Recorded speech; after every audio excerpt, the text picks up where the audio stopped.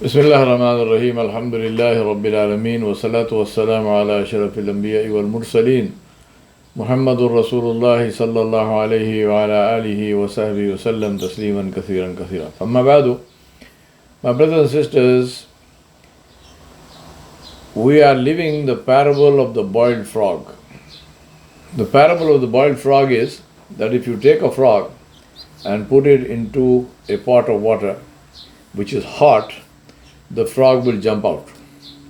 But if you take the same frog and put it into a pot of water which is at room temperature, and then light a fire under the pot, put the pot on the stove and gently heat the water, the frog gets used to the water which is hotter and hotter, and being a cold-blooded animal, it starts relaxing, becomes flaccid, until the water is now dangerously hot, too hot, but the frog can no longer jump out. It's lost its capability of escaping. So then you take the frog out and put it on a plate and salt and pepper, a twist of lime. That is what has happened to us today as Muslims. And that is why it is very critical and important for us to get ourselves educated, not merely trained to make a living. Just ask yourself which books you have read in the past 1 year, and you have the answer. I don't mean textbooks, I don't mean technical books, other than that. Without reading and without the skills of reflective observation, introspection, and abstract conceptualization, you are totally open to being manipulated to believe and act the way those in power want you to act. Only real education can save us from being mentally enslaved and manipulated by the puppet masters for their benefit. There are two things that distinguish the enslaved from the free: the willingness to take responsibility for oneself and to focus on contribution, not consumption. In one word, participation. Rasulullah ﷺ mentioned this in the hadith where he defined the ummah. The hadith of Nu'man ibn Bashir radiallahu anhuma, he reported that Rasulullah ﷺ said, the example of the believers in their affection, mercy and compassion for each other is that of a body. When any limb aches, the whole body reacts with sleeplessness and fever. And this is a hadith muttafaqun alayh, Bukhari and Muslim agreed upon. We Muslims as an ummah, counting backwards from post-World War II nation states to the Khilafah Rashida, which was our first experience of statehood for Muslims, have lived in empire in one form or another. One ruler with absolute power, people must obey, no participation in decision making, change of leadership almost always violent, fratricide was the norm and even declared legal by none other than Sulaiman al-Qanuni, also called Sulaiman the Magnificent, the Ottoman ruler. Yet another reason to study history. Our history is the history of conquest and its economics. Though actual conquest stopped over 300 years ago, but the hangover remains. Our Muslim country economics has gone the same way. We have replaced state income from spoils of war to oil revenues.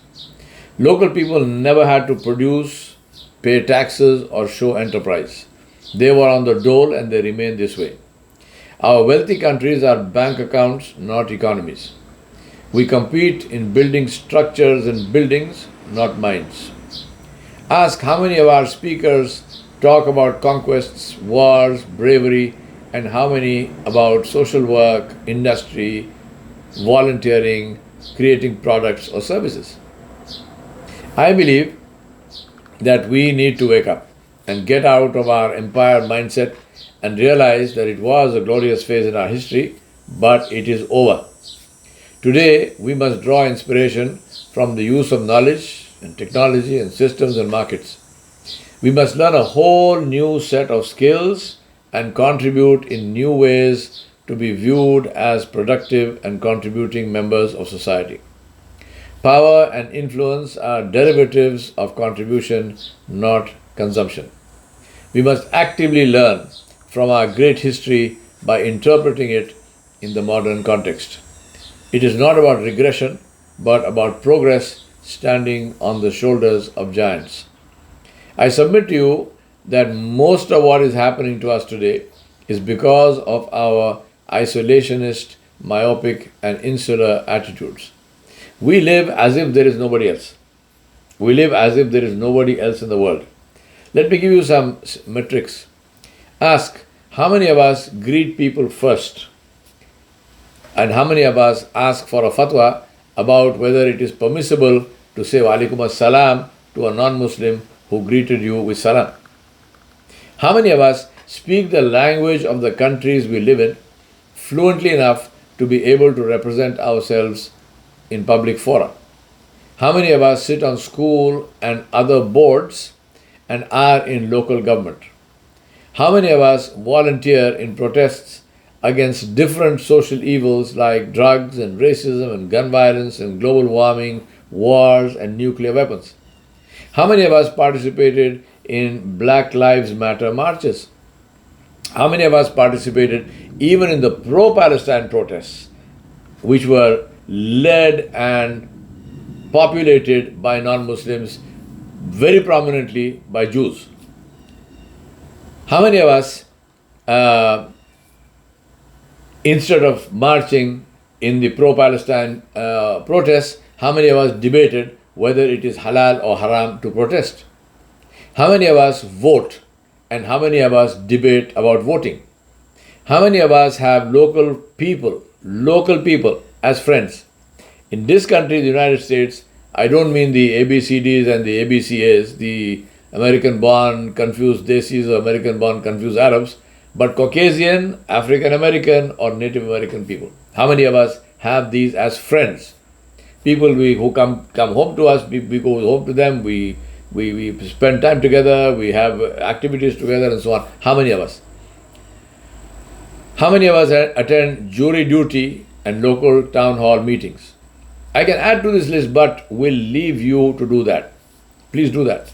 Shall I also ask, how many of us drive too fast in residential areas because we are late for Juma and park on neighbors' lawns and block their driveways?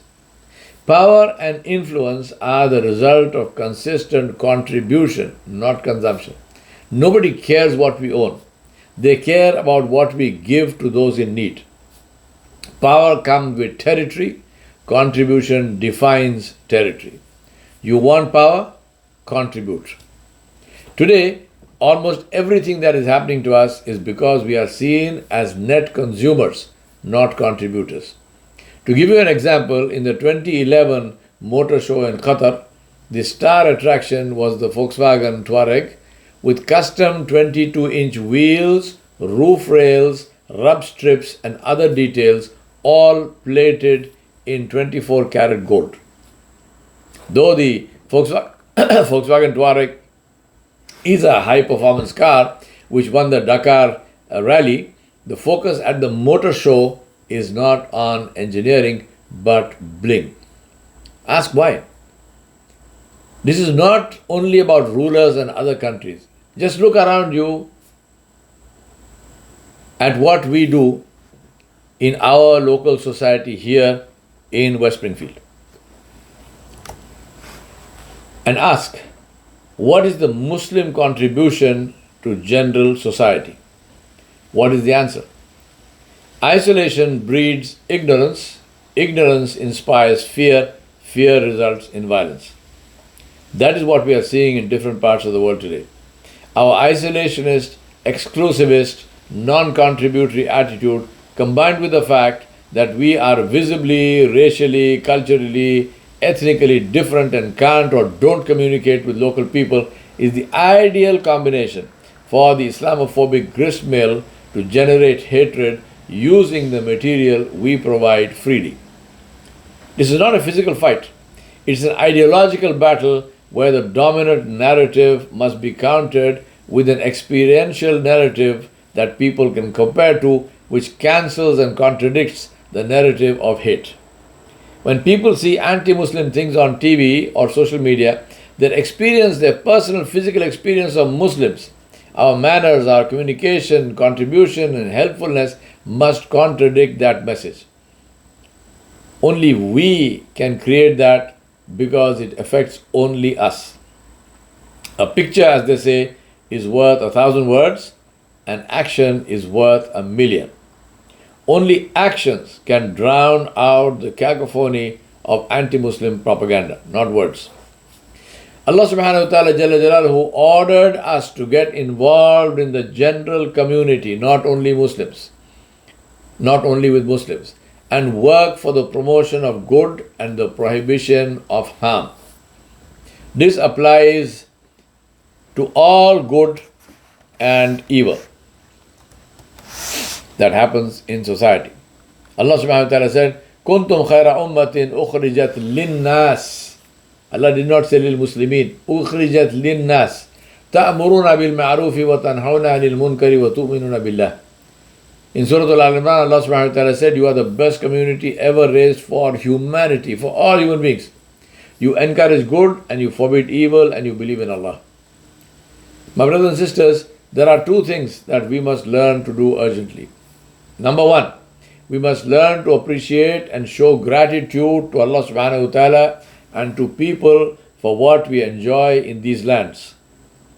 In this country, for example, in the United States, we can dress in full Islamic costume, pray anywhere in peace, say anything we want in our sermons. We are not given an ideal sermon to read out. We can eat our halal meats. We can insist that Pizza Hut cuts our pizza with a clean knife that has not been used to cut any other meat. We receive world-class medical treatment. Our children study in world-class universities open to everyone regardless of race or religion, and we have a host of other freedoms. In these countries, universities have Muslim chaplains. I am the Muslim chaplain in two of them. Their dining halls have halal food. They pay for prayer. The university pays for prayer spaces and mats, and they host iftar parties in Ramadan and many things more. Compare this to what happens in Muslim countries. I don't need to elaborate, as I'm sure we are all aware.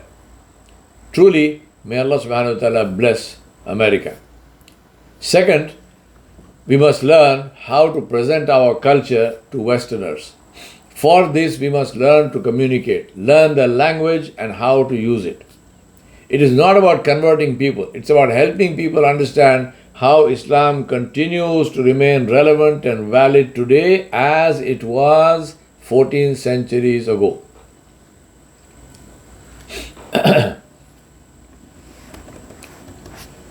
It is to help them to see Islam as a solution to modern problems and a bulwark against social evils. It is to help them to see how the Islamic way will make them successful in this life, creating a society that is based on compassion, sharing, justice, and equality. It is to introduce Allah subhanahu wa ta'ala to them in ways that touch their hearts and bring tears to their eyes. It's about winning hearts, not arguments. It's about dialogue, not debate. It's about collaboration, not contribution. It's about presenting to them the beauty of the Islamic way in all that we say and do, in our spaces, both public and private, which will attract them and change their opinions. It's about educating the ignorant and opening the eyes of the blindfolded. Imam al-Zuhri, rahmatullahi alayhi, who was one of the great scholars of this deen and one of the teachers of Imam Malik bin Anas, rahmatullahi alayhi, he said that Islam spread the fastest after Fatah Makkah because for the first time the non-Muslim was able to see the life of an ordinary Muslim up close. People came into Islam in those days in those early days, not for wealth and power or because of complicated and complex theological debates or because they were forced, but because they were so impressed with the grace and harmony and tranquility in the life of ordinary Muslims. I ask myself, what has changed? How is it that we live among non-Muslims, we enjoy all the benefits of their societies and systems, yet what do we do to win hearts? This must be a conscious effort on our part. It must become a part of our normal behavior, a part of our conscious training of our children and all those in our circle of influence. We must build bridges, not walls. For that, it is essential to monitor our conversations, especially our internal conversations when we speak to ourselves. Do you hear the voice of dividing, division, or joining? If you think and speak about people disparagingly, it becomes impossible to respect them and their ways. Remember that there is much good in everyone. There will be places and points of disagreement, but those must not become triggers to trash everything. When we do that, we choose to become ignorant bigots. I want to point out that exclusivity comes at a price which is always paid by the minority. The result is isolation, suspicion, othering, and demonization, which in times of stress can result in violence against us.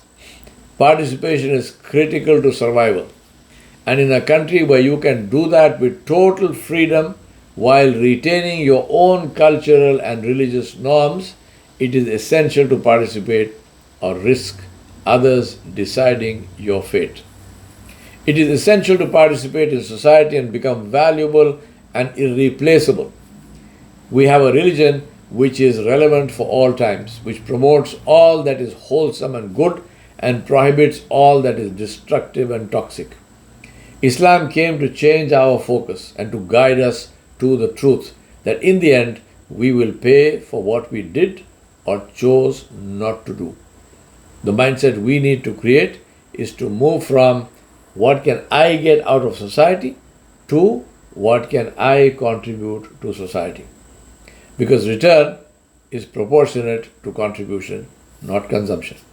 I remind myself and you that when we meet Allah subhanahu wa ta'ala, we will not be asked what happened. We will be asked, what did you do?